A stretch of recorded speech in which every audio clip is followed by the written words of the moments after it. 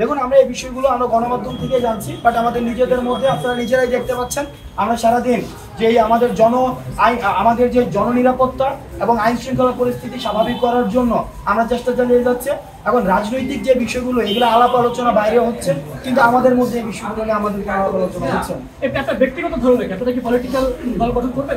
দেখুন, আমি এই ব্যক্তিগতভাবে এই সব বিষয় নিয়ে চিন্তা করার এখনো ফুরসত পাইনি, কারণ আমাদের মূল কনসার্ন হচ্ছে এখন আহতদের পাশে দাঁড়ানো এবং যারা শহীদ হয়েছে তাদের হচ্ছে যে ক্ষতিপূরণ রয়েছে, রাষ্ট্রীয় মর্যাদা রয়েছে সেটি নিশ্চিত করা, এবং আমাদের যে জননিরাপত্তা আইন শৃঙ্খলা যে স্বাভাবিক করার জন্য পুলিশ যে রাস্তায় যেন নেমে আসে, আবার যেন আইন শৃঙ্খলা পরিস্থিতি স্বাভাবিক হয়, সেই জায়গাটি ত্বরান্বিত করার জন্য আমরা স্বেচ্ছাসেবী জায়গা থেকে আমরা চেষ্টা করে যাচ্ছি। আমরা এটা বলতে পারি যে সমন্বয়করা আসলে রাজনৈতিক দলের বিষয়ে কোনো ধরনের আলাপ করেনি, এটা আমরা বলতে পারি না। বিষয়টা এমন নয়, বিষয়টি হচ্ছে যে মানুষের প্রত্যাশা তৈরি হয়েছে, প্রত্যাশা তৈরি থেকে মানুষ আমাদেরকে নিয়ে চিন্তা করছে, মানুষ আমাদেরকে নিয়ে ভাবছে।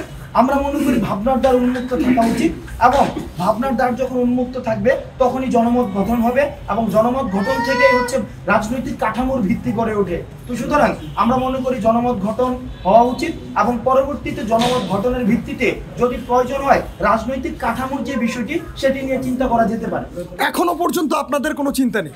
এখনো পর্যন্ত এই বিষয়গুলো নিয়ে আমরা এখনোই ভাবছি না, এবং এগুলো নিয়ে আমাদের ভাবনার, আপনারা জানেন যে আমরা যারা এখানে কাজ করছে, সউদ্যোগে যারা কাজ করছে, আমাদের বলেছি আমাদের প্রায়োরিটি ভিত্তিতে প্রথম হচ্ছে আহত শহীদদের হচ্ছে রাষ্ট্রীয় মর্যাদা এবং হচ্ছে তাদের ক্ষতিপূরণ নিশ্চিত করা, এবং হচ্ছে জননিরাপত্তার বিষয়টি হচ্ছে আমাদের প্রাধান্য পাবে। আচ্ছা, আরেকটি প্রশ্ন হচ্ছে, অনেক ভার্সিটি বা অনেক প্রতিষ্ঠানের সমন্বয়কদের তালিকা আপনারা দিচ্ছেন, এবং এখান থেকে অনেকে ধারণা করছেন যে আপনারা হয়তো ভবিষ্যতে একটা দল গঠন করবেন, সেখানে এই লিস্টটা তালিকাটা আপনারা হেল্প করবেন।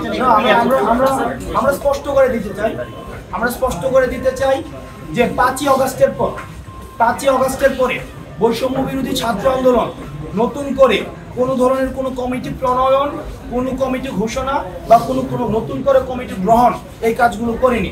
আমরা আবার আপনাদেরকে বলছি, আমরা আপনাদের সহযোগিতা চাই। গণমাধ্যমে যারা রয়েছেন আমরা আপনাদের সহযোগিতা চাই। যারা এই ধরনের কাজগুলো করছেন আপনারা তাদের পরিচয় তুলে ধরুন এবং তাদেরকে আইনের শপথ করুন। আপনাদের সবাই